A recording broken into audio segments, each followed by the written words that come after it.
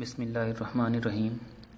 السلام علیکم عزیز طلبہ، میں غضنفر عباس آپ کا اردو ٹیچر اس ہفتے کے لیکچر کے ساتھ حاضر ہوں۔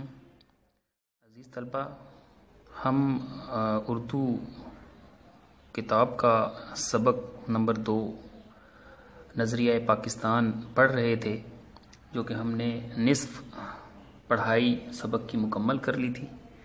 جو بقیہ نصف پڑھائی ہے تو عزیز طلبہ آج ہم وہ مکمل کریں گے اور انشاءاللہ اس کی مشق بھی مکمل ساتھ ہی کر لیں گے۔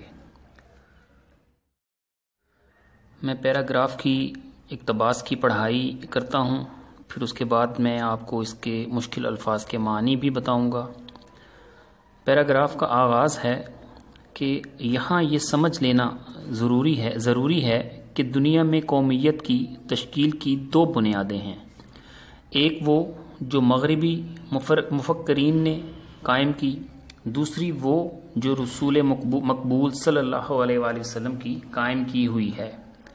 اہل مغرب نے خاندانی، نسلی اور قبائلی بنیادوں میں ذرا وسعت پیدا کر کے قومیت کی بنیادیں جغرافیائی حدود پر استوار کیں اور کہا کہ قوم وطن سے بنتی ہے۔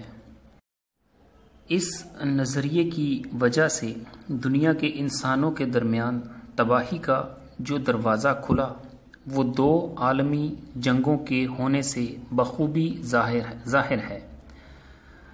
یہ وطنی قومیت ہی کی بنیاد پر لڑی گئی تھی، اور یہ وطنی قومیت جنوبی ایشیا کے مسلمانوں کو تحفظ دینے میں تو بالکل ہی ناکام تھی، کیونکہ جنوبی ایشیا کے مسلمان اس نظریے کے تحت ایک مجبور اقلیت بن جاتے۔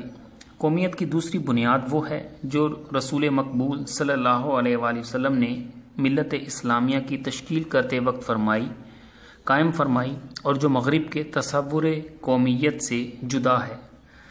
جیسا کہ علامہ اقبال نے بھی فرمایا ہے، اپنی ملت پر قیاس اقوام مغرب سے نہ کر، خاص ہے ترکیب میں قوم رسول ہاشمی۔ ان کی جمعیت کا ہے ملک و نسب پر انحصار، قوت مذہب سے مستحکم ہے جمعیت تیری۔ اس اقتباس کے معنی بتا دوں۔ قومیت، قوم ہونا، تشکیل، شکل دینا، قائم کرنا۔ پھر ہے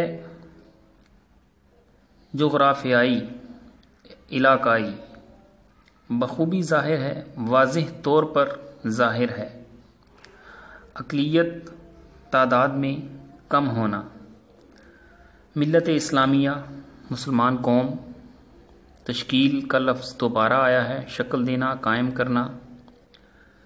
پھر جو یہ نیچے اشعار دیے ہیں علامہ صاحب کے، اس میں قیاس کا مطلب کا معنی ہے خیال، گمان، ترکیب، بناوٹ، جمعیت، جماعت، گروہ۔ نسب کا معنی ہے نسل، خاندانی سلسلہ۔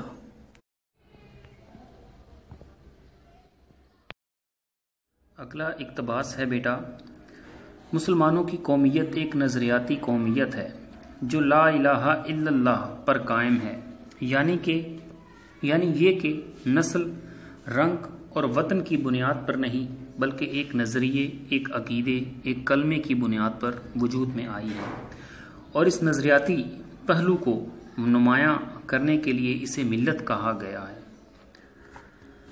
ایسی نظریاتی قومیت میں ہر نسل، ہر رنگ اور ہر جغرافیائی خطے کے لوگوں کے لیے جگہ ہوتی ہے، اور حقیقت یہ ہے کہ جنوبی ایشیا کے مسلمانوں کو، جن میں ہر نسل، ہر رنگ اور مختلف جغرافیائی خطوں کے لوگ شامل تھے، ایک ایسی قوم کے ماتحت اقلیت بن کر رہنا منظور نہ تھا جو اسلامی قومیت کے برعکس ذات پات، چھوت چھات اور بت پرستی کے بندھنوں میں جکڑی ہوئی تھی۔ چنانچہ انہوں نے اپنی جداگانہ قومیت یعنی اسلامی قومیت کی بنیاد پر اپنے لیے ایک جدا وطن کا مطالبہ کیا، جس میں وہ اپنے عقیدے، اپنے نظریہ زندگی، اپنے طرز معاشرت کے مطابق زندگی بسر کر سکیں اور ایک مسلمان کی حیثیت سے دور جدید کے چیلنج کا مقابلہ کر کے اپنے مستقبل کو سنوار سکیں۔ اس اقتباس کے معنی ہیں بیٹا کہ عقیدہ، یقین، ایمان، مذہب نمایاں کرنے کے لیے، واضح کرنے کے لیے جغرافیائی لفظ دوبارہ آ گیا ہے، علاقائی، پھر ہے ماتحت، زیر اثر، پھر ہے قومیت، قوم ہونا، بت پرستی، بتوں کی پوجا کرنا، پھر ہے جدا، الگ، طرز معاشرت، رہن سہن کے طریقے۔ ایک اور لفظ ہے بندھنوں، بندھن کہتے ہیں بیٹا پابندی، اور جکڑی ہوئی ہے، گرفتار ہے، پھنسی ہوئی ہے، قید ہے۔ اس سے اگلا اقتباس ہے کہ ہمیں اس بات کو بھی اچھی طرح ذہن نشین کر لینا چاہیے کہ نظریہ پاکستان میں اسلامی زندگی اور قدروں کا تصور بنیادی حیثیت رکھتا ہے۔ اخوت، مساوات، عدل، دیانت، خدا ترسی، انسانی ہمدردی اور عظمت کردار کے بغیر نظریہ پاکستان کو فروغ نہیں ہو سکتا۔ نظریہ پاکستان کا مقصد محض ایک حکومت قائم کرنا نہیں تھا، کیونکہ مسلمانوں کی حکومتیں ایشیا اور افریقہ میں پہلے سے موجود تھیں۔ نظریہ پاکستان کا مقصد اسلامی اصولوں کی ترویج و اشاعت اور اہل عالم کے لیے مثالی مملکت کا نمونہ فراہم کرنا تھا۔ پاکستان قائم کرنے کا فیصلہ ہندوؤں کو بہت ناگوار گزرا۔ انہوں نے پوری کوشش کی کہ یہ مملکت قائم نہ ہونے پائے۔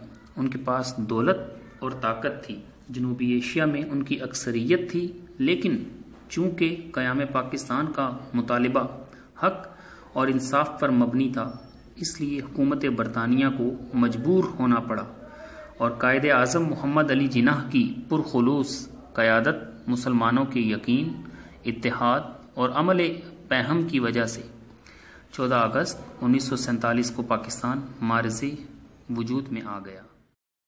اس اقتباس کے معنی ہیں کہ ذہن نشین کر لینا، یاد رکھنا، اخوت، بھائی چارہ، مساوات، برابری، عدل، انصاف، خدا ترسی، رحم دلی، عظمت کردار، کردار کی بڑائی، فروغ، ترقی، محض صرف ترویج و اشاعت، پھیلانا۔ ترویج و اشاعت کا معنی ہے پھیلانا، رواج دینا بھی ہے، لکھ سکتے ہیں آپ اس کا معنی۔ پھر ہے ناگوار، برا، مطالبہ، مانگ، تقاضا، مبنی، مشتمل، بنیاد ہونا، پرخلوص، بے لوث، مخلصانہ، عمل پہم، مسلسل محنت، معرض وجود میں آنا، قائم ہونا۔ اس سے اگلا اقتباس ہے کہ پاکستان نے اپنے قیام سے اب تک بڑی ترقی کی ہے اور اس کا شمار دنیا کے اہم ملکوں میں ہوتا ہے۔ اگر ہم یہ چاہتے ہیں کہ پاکستان اور زیادہ ترقی کرے اور ہمیشہ ترقی کرے تو ہمیں نظریہ پاکستان کو ہر وقت پیش نظر رکھنا پڑے گا۔ اس کی بدولت ہم پاکستان کو زیادہ مستحکم اور شاندار بنا سکتے ہیں۔ نظریہ پاکستان کا مقصد پاکستان کو ایک اسلامی اور فلاحی مملکت بنانا ہے۔ ہمیں ایسا کوئی قدم نہیں اٹھانا چاہیے جس کی وجہ سے خدا اور اس کے رسول صلی اللہ علیہ وآلہ وسلم کے سامنے شرمندہ ہونا پڑے۔ ہمارا جینا اور مرنا پاکستان کے لیے ہونا چاہیے۔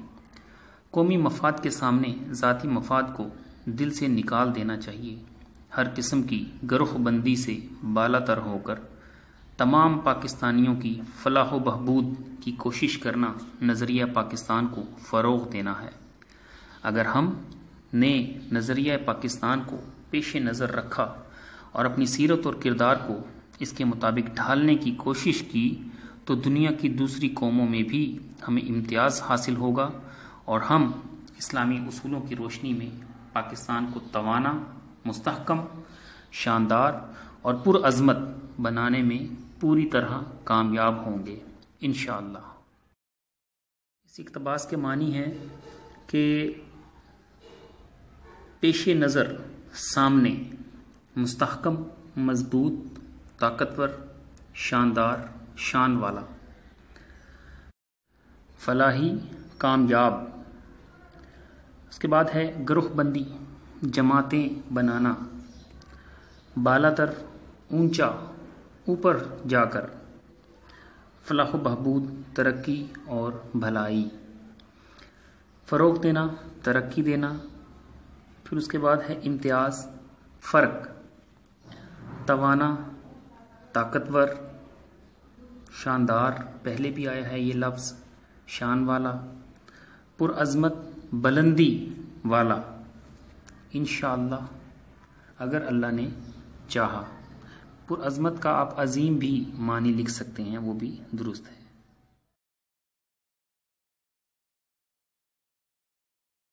سبق کی پڑھائی بھی مکمل ہو گئی اور اس کے معنی بھی مکمل ہو گئے۔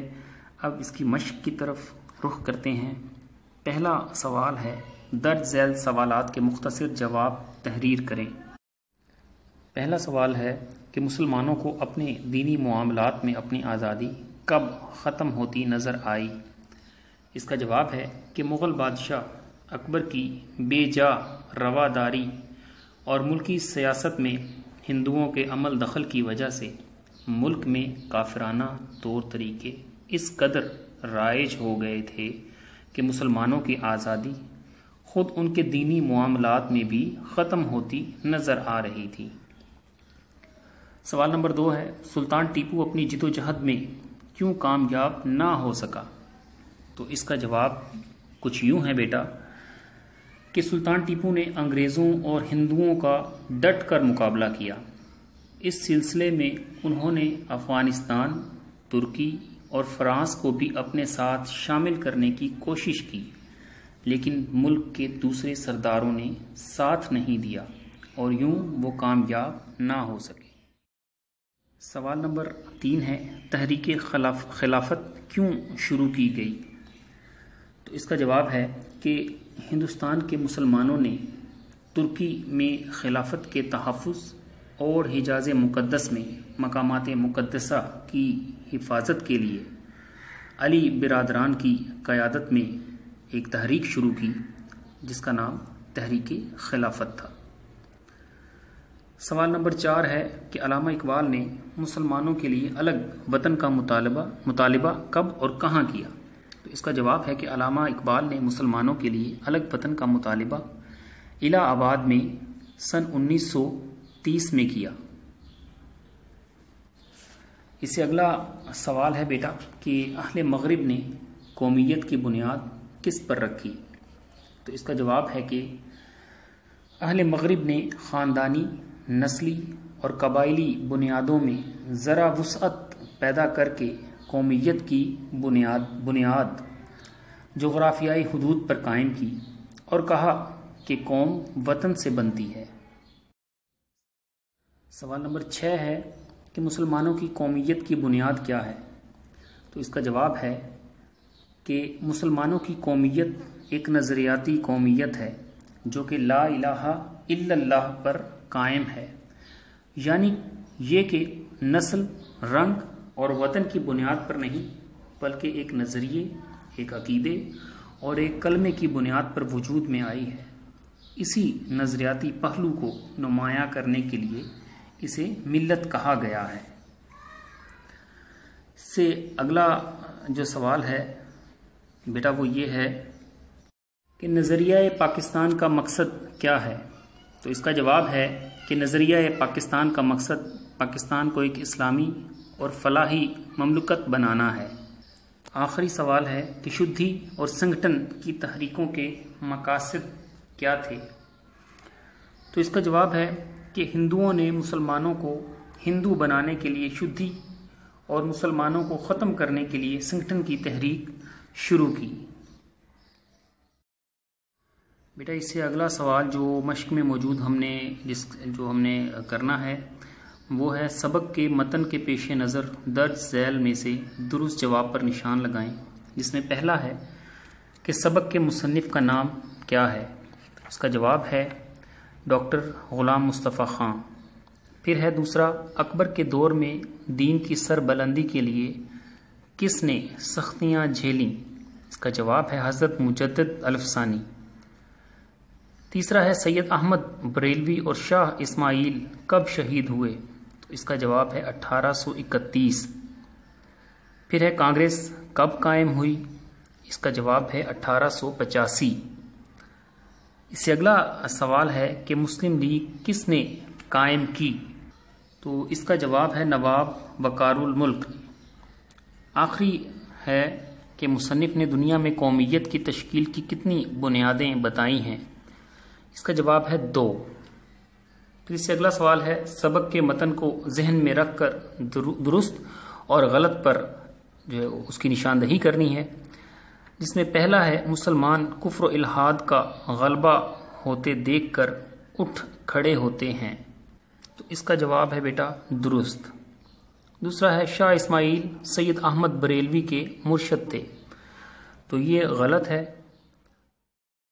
اس کے بعد ہے بیٹا کہ سر سید نے مجبوراً انگریزوں سے مفاہمت کو غنیمت جانا، یہ درست ہے۔